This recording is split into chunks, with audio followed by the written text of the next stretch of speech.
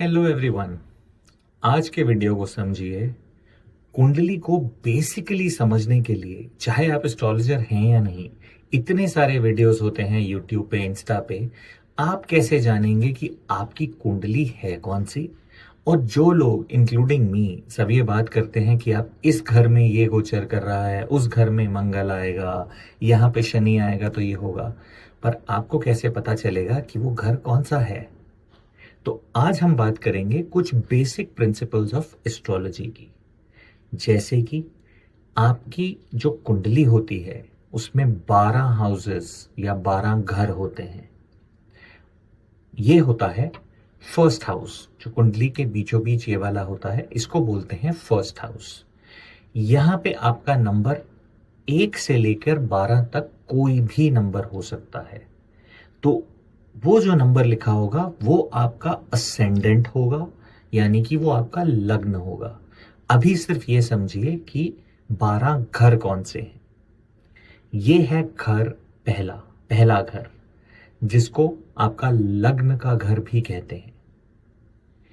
दूसरा घर, यहां पे आपका सेकंड हाउस जो होता है, इससे आपकी ये वाली चीजें देखी जाती हैं, जैसे कि आपकी फैमिली, एंसेस्ट्रल फैमिली, उसमें आपका ओवरऑल परिवार, then to do with wealth that you accumulate, and बहुत सारे पैटर्न्स होते हैं जो सेकंड हाउस से देखे जाते हैं। तो ये वाला होता है सेकंड हाउस। अभी के लिए आसान करने के लिए जहां पे जो नंबर लिखे हैं, आप उन नंबर को ही वो वाले हाउसेस मानिए, ताकि आप समझ सकें अच्छे से कि ये क्या है। थर्ड हाउस, थर्ड हाउस जो होता है वो ये होता है आपका छोटे भाई बहन का, स्ट्रगल का, इन सारी चीजों का होता है third house. Fourth house, fourth house largely होता है आपका माँ का। फिर ये ऑल्सो लिंक्ड होता है आपके जनरल सुखों का, आपकी लाइफ में कुछ नॉर्मल प्रोस्पेरिटी या लग्जरीज का। ये फोर्थ हाउस से चीजें डिटरमिन होती हैं। अब एक्चुअली एस्ट्रोलॉजी इतना वास्ट टॉपिक है कि जान पाना मुश्किल है और क्या क्या होता है। फिफ्थ हाउस ये वाला होता है जहां से लार्जली आपका बच्चों का, पढ़ाई का, मोटे मोटे ये विचार देखे जाते हैं। सिक्स्थ हाउस, ये वाला सिक्स्थ हाउस जो है, जहां पे अभी 6 नंबर लिखा है, फिर से रिपीट कर रहा हूं, ये 6 नंबर अभी सिर्फ हाउसेस की रिप्रेजेंटेशन है, राशियों की नहीं। सिक्स्थ हाउस जो है वो यहाँ पे होता है स्थित। इसे एक बुरा घर भी माना जाता है, क्योंकि ये आपकी हेल्थ प्रॉब्लम्स, ये आपकी जॉब से रिलेटेड चीज़ें और बहुत सारी ऑब्स्टिकल्स को लेके सिक्स्थ हाउस देखा गया है। Seventh house, one of the most important house. Seventh house होता है आपके स्पाउस, आपके बेटर हाफ, आपके पार्टनर का। Eighth house, eighth house again एक बहुत बुरा घर माना गया है। बुरा घर माना गया है, लेकिन इसे ये मत समझिए कि आपके लिए बहुत बुरा है, क्योंकि बुरे घर में राशि कौन सी है, बुरे घर में ग्रह कौन सा है, क्या उसका बुरा फल खत्म हो रहा है, वो बहुत सारी चीजें हैं जो अलग से हैं। तो आठवां घर ये वाला एक हो गया। फिर आते हैं नाइन्थ हाउस पे। ये है आपका नाइन्थ हाउस। नाइन्थ हाउस जो है ये आपका लक का हाउस है। कुछ लोग यहीं से फादर को भी देखते हैं। फादर को नाइन्थ और 10th दोनों से देखा जाता है। तो नाइन्थ हाउस आपका ये हो जाता है। उसके बाद 10th house, again very important house. 10th house से पिता का देखते हैं, 10th हाउस से प्रोफेशन का देखते हैं, जो बहुत इंपॉर्टेंट है। 10th हाउस एक प्रिंसिपल से आपकी सास का भी हाउस होता है, तो वो भी एक पार्ट हो जाता है। और ये यहाँ से आ जाता है 11th हाउस। तो 11th हाउस जो है वो आपकी इनकम, आपके बड़े भाई बहन, इन सबको 11th हाउस से देखा जाता है। 12th हाउस अगेन जनरली एक बुरा हाउस माना जाता है, क्योंकि यहाँ पे आपके कोर्ट कचहरी, अनएक्सपेक्टेड एक्सपेंसेस, बेमतलब के खर्चे और बहुत सारे ऑब्स्टिकल्स 12th हाउस से देखे जाते हैं। तो यह वीडियो इसलिए है ताकि आप समझ सकें कि हाउस 1 2 3 4 5 6 7 8 9 10 11 12 12 हाउसेस कौन से हैं। अब इन हाउसेस में जो ये वाले 4 हाउसेस हैं, इन्हें केंद्र बोलते हैं। तो कभी भी कुछ वीडियोस आप देखेंगे, लोग कहेंगे कि मंगल आपके केंद्र में आ रहा है या शुक्र केंद्र में आ रहा है, ताकि आप लोग समझ सकें। These 4 houses are केंद्र।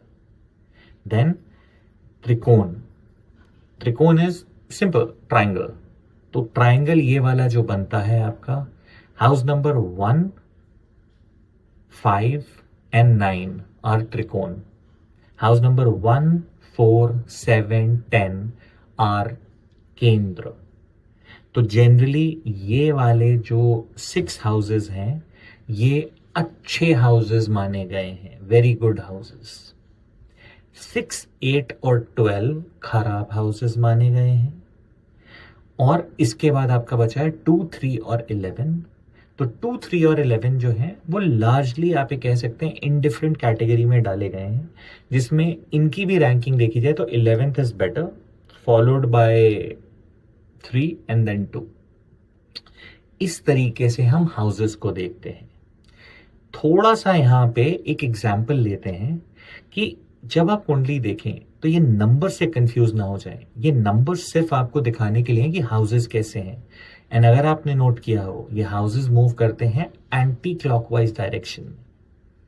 तो सिंपल वे में सिर्फ आपको अपना पहला हाउस पता होना चाहिए और लेफ्ट से एंटी क्लॉकवाइज मूव करते हुए आप अपने सारे हाउसेस तक पहुंच सकते हैं। अब ये एक एग्जाम्पल लेने जा रहा हूं एक कुंडली का, जो कि कर्क लग्न की कुंडली है। कर्क यानी कैंसर असेंडेंट। अब आप देखिए, ये वाली कुंडली में पहला घर जो है उसमें लिखा है नंबर 4। तो ये चौथा घर नहीं है, ये घर पहला ही है। इसमें राशि 4 नंबर की है। तो इस हिसाब से अब दूसरे वाले में राशि होगी 5, 6, 7, 8 and so on. 12 number, 3 number तक ये आपका 12वां हाउस बन जाएगा। इस तरीके से बेसिकली आप घर बैठे अपनी कुंडली को बेसिकली समझ सकते हैं कि मेरा लग्न कौन सा है और मुझे ये किस तरीके से जो बातें होती हैं उनको अपनी कुंडली पे अगर डाल के देखना हो तो वो कैसे होगा। कुंडली का चार्ट आपका बहुत सारे लिंक्स होते हैं जहां पे आप अपना name, date of birth, place of birth, time of birth डाल के आप अपनी कुंडली निकाल सकते हैं। तो वो वहां पे हो सकता है। फिर इसमें एक कॉन्सेप्ट आता है, कॉन्सेप्ट ऑफ 3 तरह के डिफरेंट लग्न। लाइक एक होता है असेंडेंट, एक होता है चंद्र राशि और एक होता है आपका सन साइन। वेस्टर्न एस्ट्रोलॉजी में सन साइन को ज्यादा महत्व देते हैं, हम वैदिक एस्ट्रोलॉजी में लग्न को ज्यादा मानते हैं। कुछ केसेस में चंद्र कुंडली भी ज्यादा स्ट्रांग होती है। तो बहुत सिंपल है, 3 चीजों को बाइफरकेट करना बहुत आसान है। 10 सेकंड में आप समझ लेंगे कि आपकी कौन सी कुंडली कहां है। जिस आपकी कुंडली में फर्स्ट हाउस जो है, जो आपका नॉर्मल कुंडली चार्ट बना है, फर्स्ट हाउस में जो नंबर लिखा है उसका लॉर्ड वो आपका लग्न बन गया। तो अगर आपका नंबर लिखा है 4 तो आप कैंसर असेंडेंट है। अगर आपका नंबर है 7 तो आप लिब्रा असेंडेंट है। अब सेकंड पार्ट, मून कहां बैठा है। जहां मून बैठा है वो राशि का नंबर आपका मून साइन हो गया। तो अगर कैंसर असेंडेंट में मून बैठा है 8 में तो आपकी चंद्र राशि मून साइन हो गया Scorpio. And sun sign is the simplest. Now you know moon sign, तो सन साइन और भी आसान है। जहां सन बैठा है वो हो गया आपका sun sign. Sun sign mostly आपको कुंडली से देखने की जरूरत नहीं पड़ती, क्योंकि वो वेस्टर्न एस्ट्रोलॉजी में बचपन से सब देखते आ रहे हैं, महीनों के हिसाब से ही रहता है वो सन साइन।